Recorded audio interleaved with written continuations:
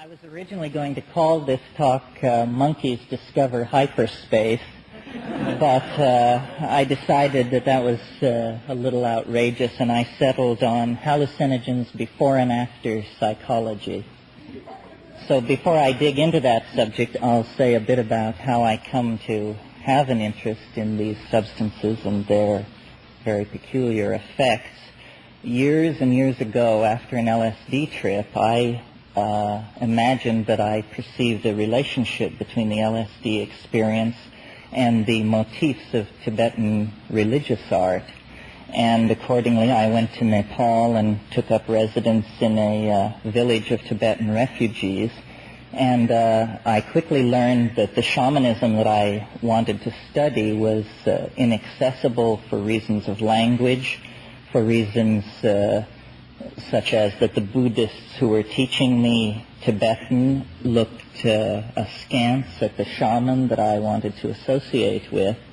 And I realized then that the association between shamanism and hallucinogens is such that both, in a way, are taboo. And when you deal with pre-literate cultures, you discover that the shaman is a very peculiar figure. He is critical to the functioning of the psychological and social life of his community, but in a way he's always peripheral to it. He lives at the edge of the village. He is only called upon in matters of great social crisis. He is feared and respected. And this might be a description of these hallucinogenic substances. They are feared and respected. They are misunderstood. They are only called upon often in moments of great crisis, and they are a persistent but always peripheral part of the community. And I saw this in Nepal among Punpo Tibetan shamanism, which is a non-hallucinogen-based shamanism. I saw it in Indonesia, where techniques had been developed to induce trance that were non-chemical techniques, specifically dance in the case of Bali and Lombok. And I saw it finally in the Amazon, where I think I contacted the primal shamanism.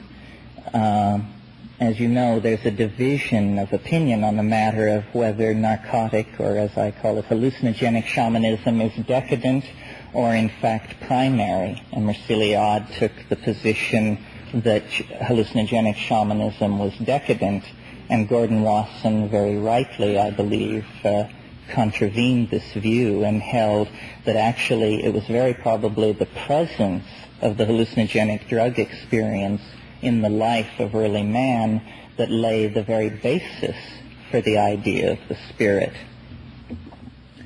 Well, as I made my way through these various cultures and various hallucinogenic substances, it came to my attention that, in my opinion, and I believe in the opinion of Gordon Wasson and other scholars, Henry Munn comes to mind. He wrote a marvelous essay called The Mushrooms of Language, that in the minds of those who associated themselves with the mushroom, there were certain assumptions about psilocybin that were different from the mythos that was arising around some of the other hallucinogens.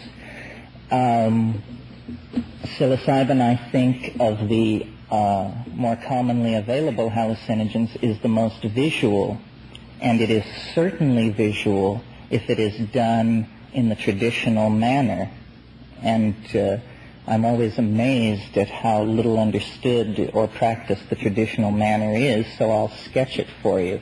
The traditional manner of taking psilocybin is to take a very healthy, effective dose in the vicinity of 15 milligrams on an empty stomach in total darkness.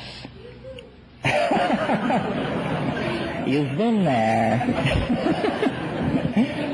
And in that situation, which is in a sense a situation of sensory deprivation, the psilocybin is able to exfoliate itself to the fullest degree and to show you what it is not against a background of the reality that ordinarily surrounds us, but against a background of darkness, so that the pure essence of the thing can be shown. And it is extraordinarily bizarre, extraordinarily difficult, I believe, to assimilate into your worldview. And this is whether you're a Bora youth undergoing initiation, or whether you're a college student or a research chemist. These things do not lend themselves well to integration into language. If they did, they wouldn't occupy this peripheral position after 10,000 years of human culture. But above and beyond the visual intensity of psilocybin, the thing that sets it apart, I believe, is a phenomenon that might be described as an induction of audio hallucination. But in fact, to describe it that way is to fall back on a kind of medical jargon reductionism, because what it really is a voice in the head that is separate from the perceived ego function. In other words, a voice speaks. You hear it, and it seems to be operating independent of the ego. It operates in a psychopompic role as a teacher, as the narrator of the vision which is revealed, much in the same way that Virgil led Dante through the circles of hell. And the modern intellectual equipage is not capable of assimilating this. This is the sort of thing that we associate with psychopathology. We can hardly imagine anything more alien to modern consciousness than a disembodied voice in the head. However, if you familiarize yourself with Western thought on a scale of millennia, you discover that not only is this not an alien phenomena, but for much of human history it has been inimical to the human experience. And it is called, relying on the Greeks, the logos. The logos is a voice heard in the head, and the logos was the hand on the rudder of human civilization for centuries, up until, in fact, the collapse of the ancient mystery religions and the ascendancy of Christianity to the status of a world religion.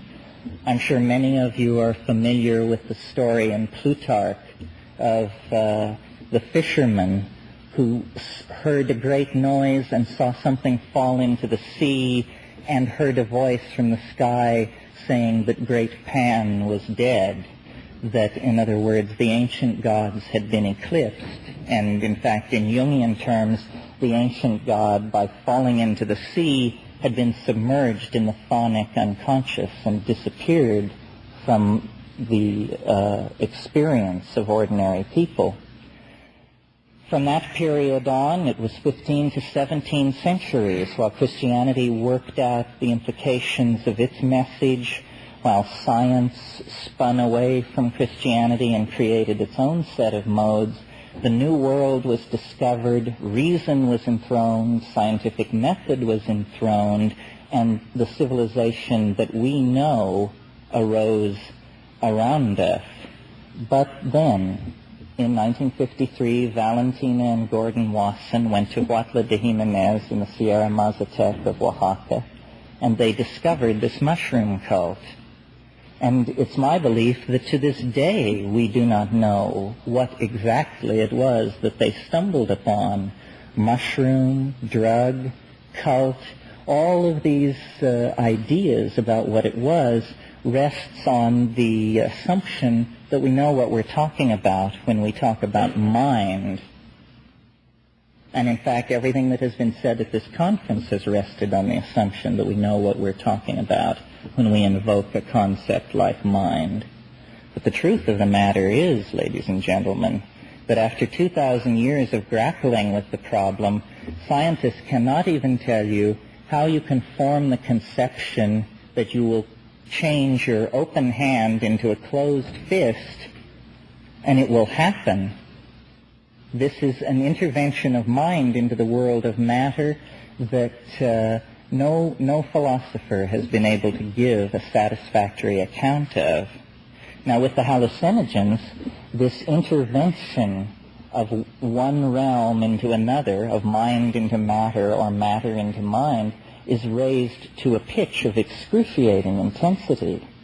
And it's my belief that one of the unconscious reasons which underlies the odd attitude of the establishment toward hallucinogens is the fact that they bring the mystery to the surface as an individual experience. In other words, you do not understand the psychedelic experience by getting a report from Time magazine or even The Economist. You only understand the psychedelic experience by having it, and therefore, to understand it is to embark on a course of action of self-education outside the context of your culture, because your culture has no answers about what this thing might be. Okay, so much for that. But psilocybin and DMT to a lesser extent, although it is so brief and so intense that it's sometimes hard to sort these things out, invokes a logos or reintroduces the phenomenon of the logos into the experience of modern people. So what can we make of this? I think we have to take it very seriously. I think that the culture crisis that we are involved in has to do, and by that I mean the entire global cultural crisis leading possibly to the extinction of the species, has to do with the fact that our models developed over the last 500 to 1,000 years have played us false. They aren't working. And the cultures that we have conquered with capitalism and technology, we have repressed their connection into these intuitive realms. We have established one method for the arbitration of truth, and everything which does not pass through that narrow gate is relegated to the realm of mythology or worse, cultural immaturity. And yet we are the culture that is in crisis. When you go to the rainforest, you don't find cultures in crisis except to the degree that they are being impacted by us. So I believe that it is no coincidence that in this moment of maximum cultural crisis, which we call the 20th century, the hallucinogens, the entheogens, have emerged in Western culture. It is no accident that Wasson made his trip to central Mexico and contacted the mushrooms. What he discovered in the mountains of Mexico was nothing less than Eros, sleeping but alive, the body of Osiris preserved over an entire astrological age, metaphorically speaking. In other words, that to take the mushroom was to transcend the cultural momentum of the past couple of millennia and return to a world where the logos was a realized phenomena. And we heard from Carl Ruck last night about the Eleusinian mysteries. This was not a minor phenomenon. Over a period of 2,000 years, everyone who was anyone made the pilgrimage to Eleusis and had the experience. And it put the stamp on Greek drama, Greek philosophy, later Roman politics. All of these things were influenced by the hallucinogenic experience. So our culture, spiritually, has played the role of the prodigal son. We, for reasons of ideology, botanical geography, other factors, have not had visionary ecstatic hallucinogens installed in our culture as we perhaps should have over the last several hundred years. Now that is changing. And in order to understand what the change means, you have to look further back in time, in fact, past history to prehistory, again to the model of the shaman, not the shaman as anthropologists describe him, but the shaman as shaman dream him.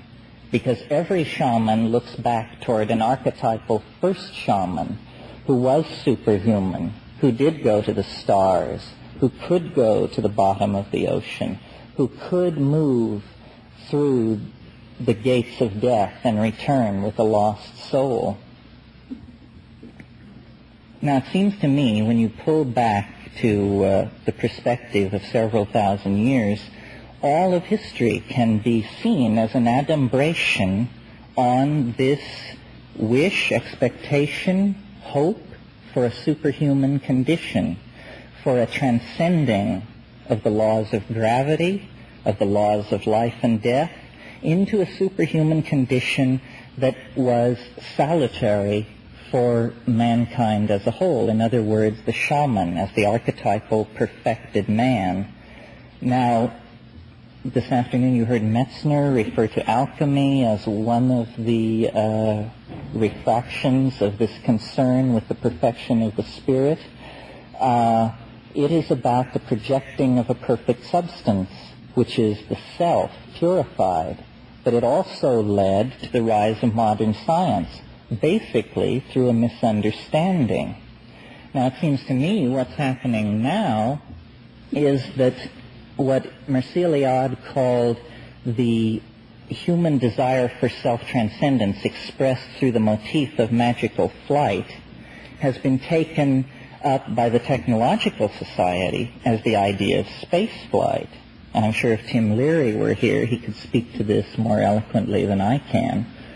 Space flight is nothing less than the exterior metaphor for the shamanic voyage. In other words, in our terms, for the hallucinogenic drug experience. This is the way that engineers get high. They go to the moon.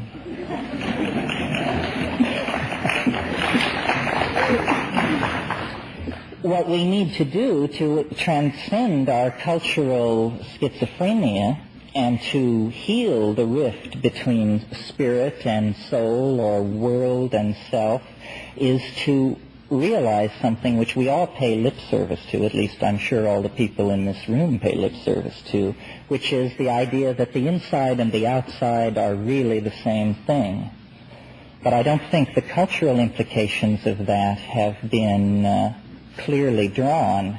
What it means really is that all our dreams of transformation have to be realized at the same time, and that we cannot go to space with our feet in the mud, nor can we in fact turn ourselves into an eco-sensitive, hallucinogenic-based culture on Earth unless we fuse these dichotomous opposites. It is only in a coincidentia positorum, a union of opposites that does not strive for closure, that we are going to find cultural sanity.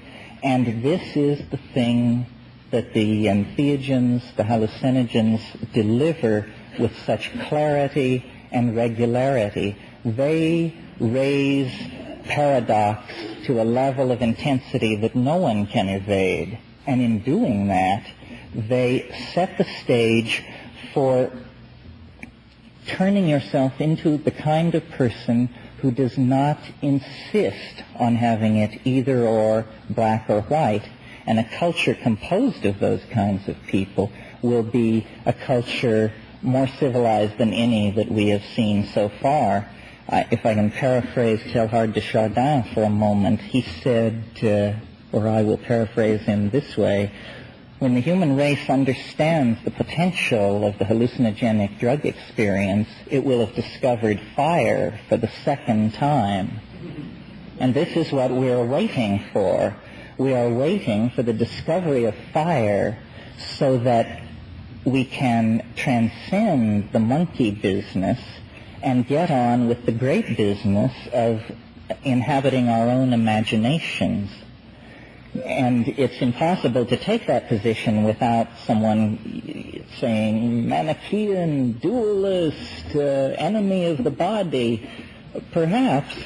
But since the very beginning of culture, what we seem to be are animals which take in raw material and excrete it imprinted with ideas.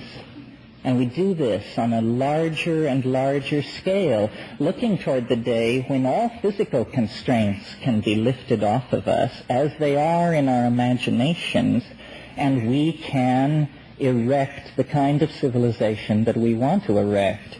And this vision was anticipated by no less a seer than James Joyce, who said, "If you want to be phoenixed, come and be parked." Up in the Yent Prospector, here in Moycane, we flop on the Simi side. Moycane is the red light district of Dublin. But up in the Yent Prospector, you sprout all your worth and woof your wings. This was part of his program. He hoped that man would become dirigible, as he put it. And he didn't live to see the revolution of the hallucinogens, but I think had he would have felt that man was well on his way to becoming dirigible. And it seems to me that we stand at an enormous threshold. The future of the human mind must loom large in the future of the human species. If it doesn't loom large in the future of the human species, then we are in very big trouble. Now, a term that has been applied, or was early on applied, though I haven't heard it used at this conference, to hallucinogens was a consciousness-expanding drug. And this may not be automatopoeic, but it's certainly phenomenologically accurate and neutral. They are consciousness-expanding drugs. And the question, what is consciousness, cannot be divided away from the question, is man good? And this is a question that we have to answer for ourselves, because I believe that we are not going to extinguish ourselves, that we are going to evade the many obstacles that are so obviously ahead of us in the next few years. We are going to reach the threshold of the galaxy, but in what form? And in order for the form in which we reach the edge of the galaxy and present ourselves to the hegemony of organized intelligence that must exist there, in order for that form to be worthy, we are going to have to go with our minds fully illuminated in front of us. And that means that we can have no more truck with the idea of an unconscious, of an inaccessible and dark part of the human psyche that cannot be controlled. That is obviously a description of the childhood of an intelligent species. And I believe that these hallucinogens signal the end of that childhood. There have always been individual shamans who have made that transition. And in that sense, the taking of hallucinogens is an historical phenomenon. It has always been going on. But the idea of psychedelic societies is something new. And it doesn't necessarily mean that everyone takes the drug. It merely means that the complexity and the mysteriousness of mind are centered in the consciousness of the civilization as the mystery which it comes from and which it must relate to in order to be relevant. So I'll take a couple of questions.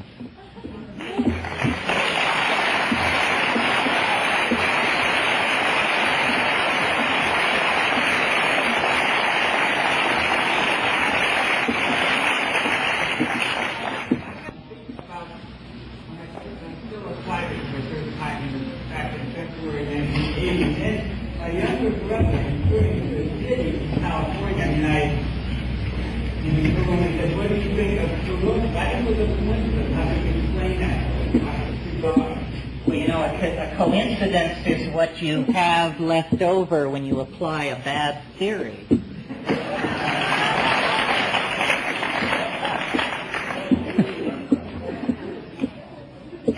Any other questions?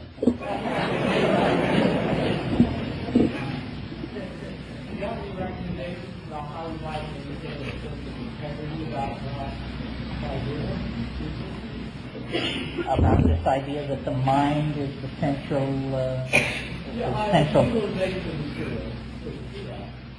Well, I guess the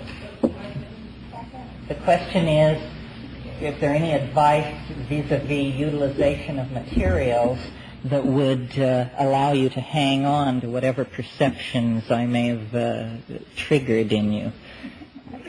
I wouldn't presume to answer that question, but I'll answer another one that might relate to it, which is I think that when you take hallucinogens, you should take an effective dose, and I can't stress enough the importance of lying down and being still in darkness on an empty stomach. I mean, if you want an oral empowerment, that's it. Nothing could be simpler. And yet you would be amazed at the number of people who, when you mention psilocybin, the first question that occurs to them is, will I be able to drive? This is...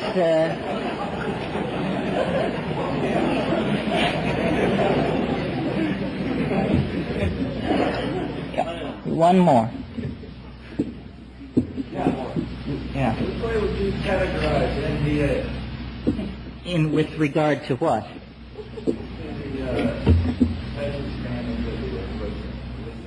Well, NDA, the word empathenogen or empathogen seems to me very appropriate.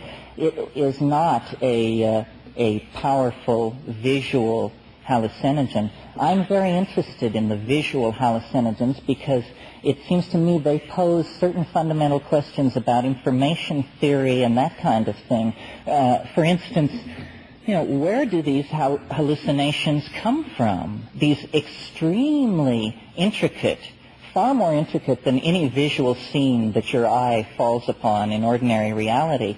These intricate, ever-shifting information patterns.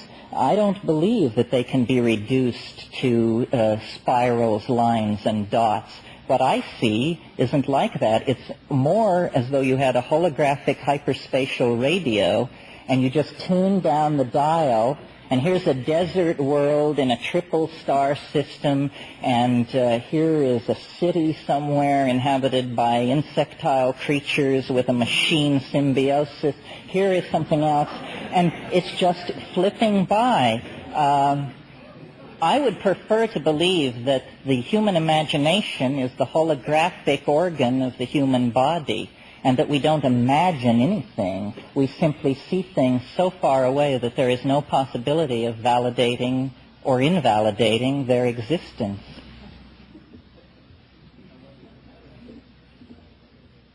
One more. I was interested in the psychotherapeutic potential for dimethyltryptamine being a short-acting tryptamine. Is there enough time within that peak experience to benefit from any death rebirth experience, or is it, in your opinion, too short-acting drugs have any profound, lasting effect? No, I think it certainly has a profound and lasting effect. The very brevity of it serves to convince you that it isn't a drug at all, but that it's carried you into another dimension and back again. And that alone is something to ponder.